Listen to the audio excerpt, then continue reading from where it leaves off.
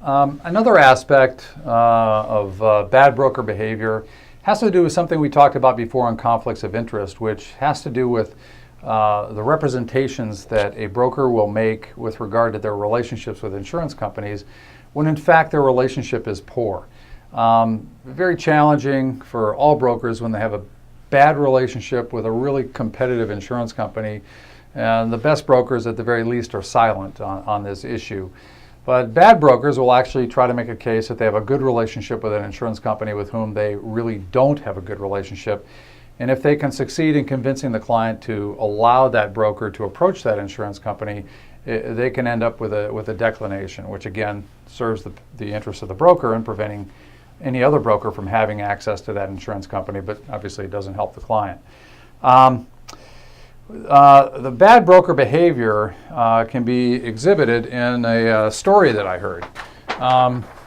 And again, this exhibits how brokers sometimes won't be candid about their relationships with insurance companies.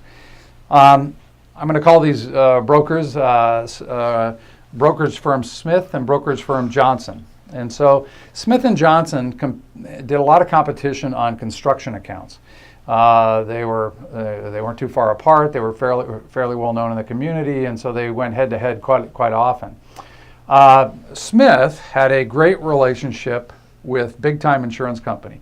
They had a lot of volume with Big Time. They had a really good long-term loss ratio. They had really good relationships with top management. Really terrific relationships. Johnson had a really powerful, a very similar relationship with Western Insurance Company.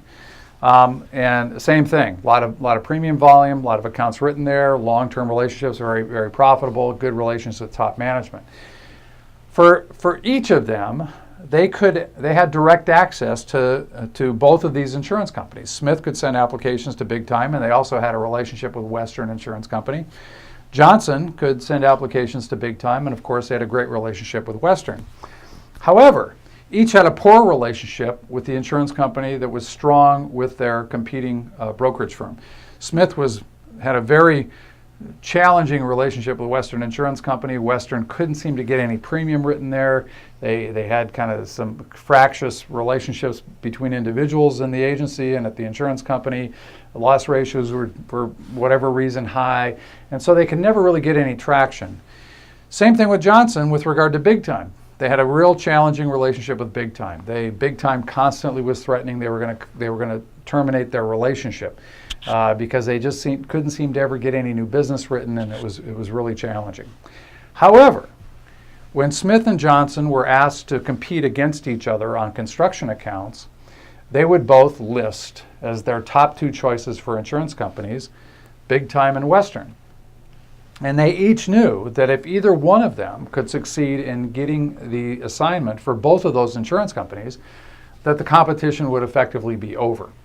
The client wouldn't know this, of course, but Big Time and Western both knew it. And while they never necessarily colluded on this issue, they both knew exactly what the game plan was, because it happened so often when they competed for business that they both listed Big Time and Western 1-2. And of course they would try to make the case that their counterpart literally didn't have a very good relationship with one of those insurance companies, but the client, of course, sometimes preferred one of the two brokerage firms and gave them top choices and ended up giving them the top two. This really, when it did happen that one of these agencies was assigned both of these insurance companies a competition, it really served both of their purposes, because in these situations, when one of the two brokers had access to the two insurance companies, both brokerage firms knew they didn't have to work that hard. They knew if the other broker had both insurance companies and the broker without those two insurance companies had some lesser insurance companies, they pretty much knew the competition was over, so neither broker would have to work all that hard to win the bid. And of course the situation when reversed would be the same thing. One broker would feel they were basically guaranteed to win, and the other broker knew they had a very, very difficult time. So there wasn't the strong incentive for either one of them to work really hard, and so the competition was defeated. And that's a really good example of bad broker behavior when it comes to representation of their relationships with insurance companies.